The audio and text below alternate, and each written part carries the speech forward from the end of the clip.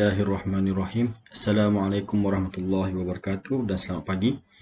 Okey, pelajar-pelajar tingkatan 2 setia dan juga 2 murni. So pagi ini kita teruskan lagi pembelajaran kita untuk kelas sejarah online. Okey, pada 24 November Selasa jam 10.30 pagi hingga 11.30 pagi. Okey, di mana kamu seperti biasa hari ini kamu kena menonton video ini video YouTube saya ini sampai habis, dan di akhir video kamu diminta untuk mengisi kehadiran kamu. Okey. Dan ada kelainan sedikit hari ini di mana kamu selain daripada kamu diminta mengisi kehadiran, kamu juga diminta menjawab soalan yang diberikan dalam borang kehadiran tersebut. Okey, so tanpa buang masa lagi, okey, kita tengok dulu apa yang kita telah ulang kaji kertas peperiksaan akhir tahun sebelum ini. Okey, kita dah bincang bahagian B struktur. Soalan nombor 1 selesai, soalan nombor 2 selesai, soalan nombor 3 selesai, soalan nombor 4 pun sudah selesai. Okey, jadi kita tengok bahagian C, esei. Ini ialah soalan minggu lalu okey, yang kita dah bincang pada minggu lalu. So hari ini kita akan berbincang soalan nombor 2 esei. Okey, soalan nombor 2 esei. So apa tajuk dalam soalan nombor 2 ini? Okey, so bab 6 tingkatan 2, Kesultanan Johor Riau. Okey, Kesultanan Johor Riau. So pagi ini kita akan menengok tajuk kecil iaitu cabaran ke arah kegemilangan. Okey, cabaran Kesultanan Johor Riau ke arah kegemilangan. Okey. Cabaran ke arah kegemilangan Kesultanan Johor Riau. Okey, so apa cabaran-cabaran yang dihadapi oleh Kesultanan Johor Riau? Okey, yang pertama, persaingan Johor Aceh Portugis. Okey, ini cabaran yang pertama. Okey, persaingan Johor Aceh Portugis. Okey, cabaran kedua, konflik pembesar. Okey, konflik pembesar, konflik antara pembesar. Okey, yang ketiga, ancaman raja kecil. Okey, ancaman raja kecil. Yang keempat, perang Johor Jambi. Okey, perang Johor Jambi. Okey, dalam banyak-banyak cabaran ini ada 2 cabaran yang kamu kena ambil berat. Okey, sempena peperiksaan kita iaitu bukan sempena peperiksaan sempena kertas peperiksaan akhir tahun ini. Okey. Yang pertama, persaingan Johor Aceh Portugis. Okey. Yang kedua, ancaman raja kecil. So pagi ini kita akan berbincang, kita akan ulang kaji 2 cabaran ini. Okey, persaingan Johor Aceh Portugis dan juga ancaman raja kecil. Okey, kita pergi dahulu. Yang pertama, persaingan Johor Aceh Portugis. Okey.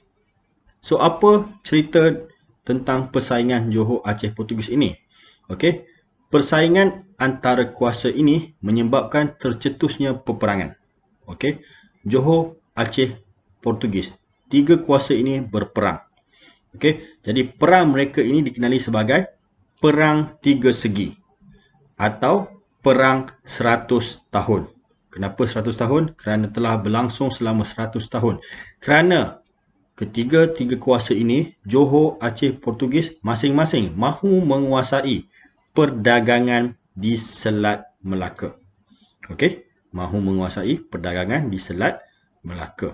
Okey, perang Johor Aceh Portugis ini berakhir apabila Johor membantu Belanda.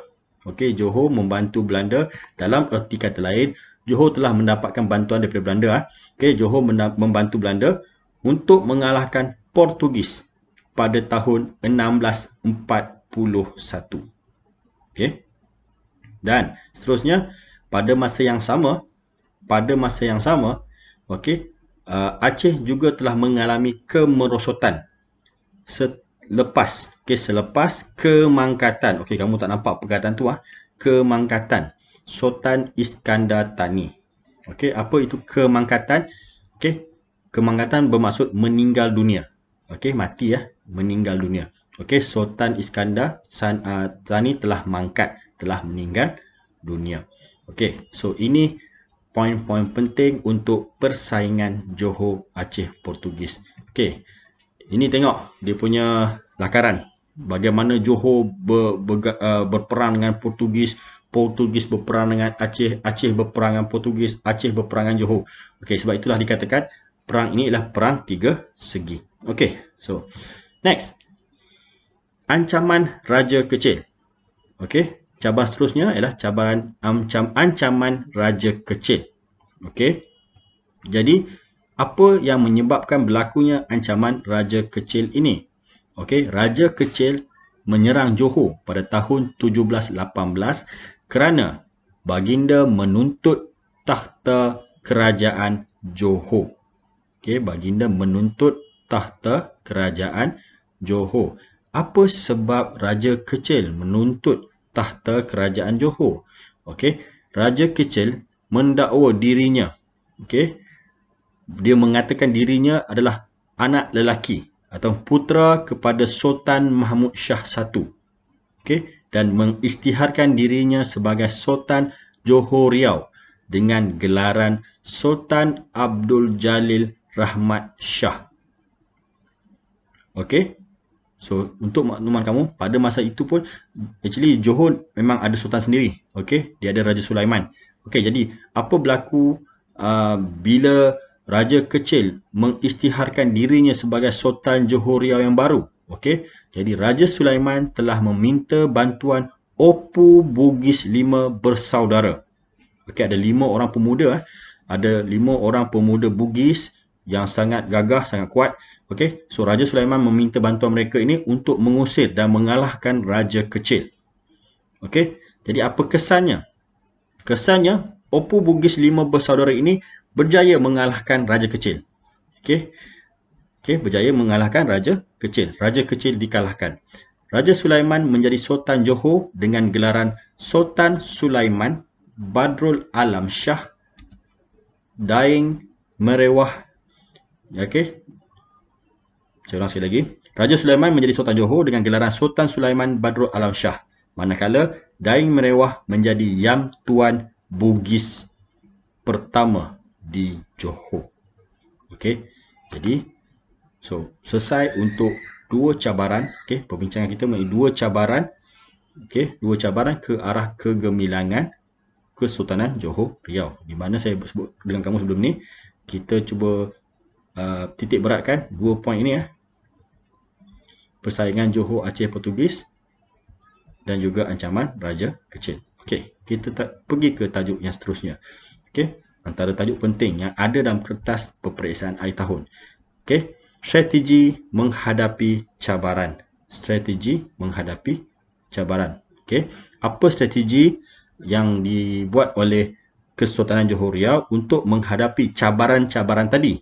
Okey, kita tengok. Yang pertama, pemindahan pusat pemerintahan.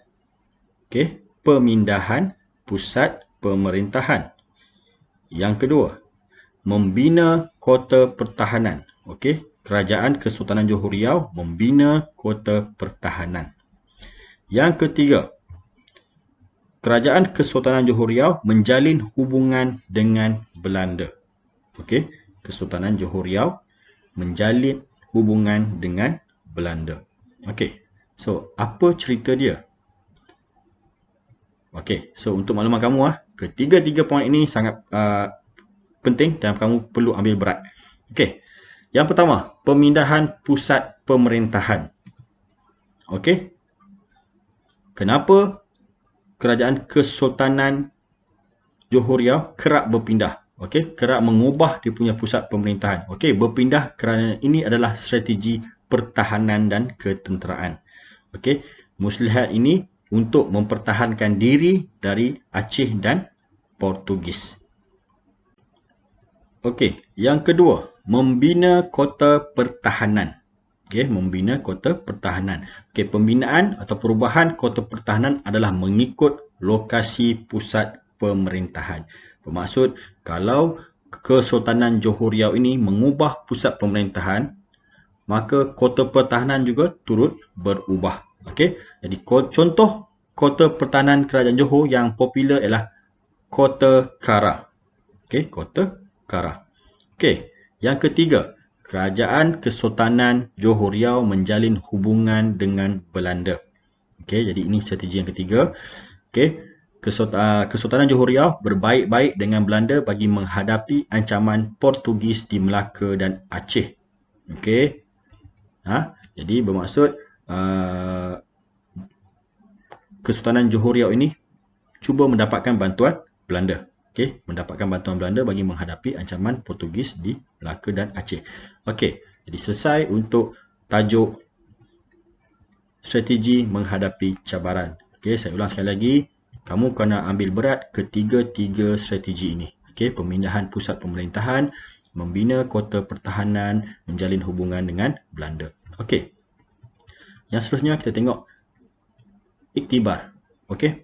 Iktibar usaha yang diambil oleh Kesultanan Johor Riau ini dalam mempertahankan negeri dia, dalam mempertahankan kedaulatannya. Okey. Yang pertama, mempelbagaikan strategi untuk mempertahankan negara. Yang kedua, mempunyai keyakinan diri dalam mempertahankan kedaulatan negara, berani menghadapi cabaran dan tidak mudah mengalah. Pemerintah perlu bersikap cekal dan bijak mengatur strategi, perlu memupuk semangat juang yang tinggi, mempunyai kota pertahanan yang kuat, menjalin hubungan persahabatan dengan negara yang lain. Okey, ini adalah antara iktibar. Okey, iktibar yang kita boleh dapat daripada usaha Kesultanan Johor Riau dalam mempertahankan negeri Johor, dalam mempertahankan kedaulatannya. Okey, jadi kelas. Jadi selesai perbincangan soalan nombor 2 esei. Okey, jadi tonton betul-betul saya punya video ini dan tolong isi kehadiran dan jawab soalan yang disertakan dalam borang kehadiran itu sebelum jam 4 petang ini. Okey, jadi kelas dah 2 minggu. Saya yakin ramai pelajar dah pandai isi kehadiran. Okey, jadi macam biasa, yang pandai guna QR code, gunakan QR code. Okey, yang tak ada QR code, type lah link yang diberikan. Okey, so tolong isi, sekali lagi saya ulang, tolong isi sebelum jam 4 supaya saya boleh masukkan, selepas jam 4 saya boleh masukkan kehadiran kamu ke dashboard Jabatan Pendidikan Negeri Perak. Okey. Okey. So itu sahaja daripada saya untuk hari ini. Kita berjumpa lagi di kelas yang akan datang. Sekian, terima kasih.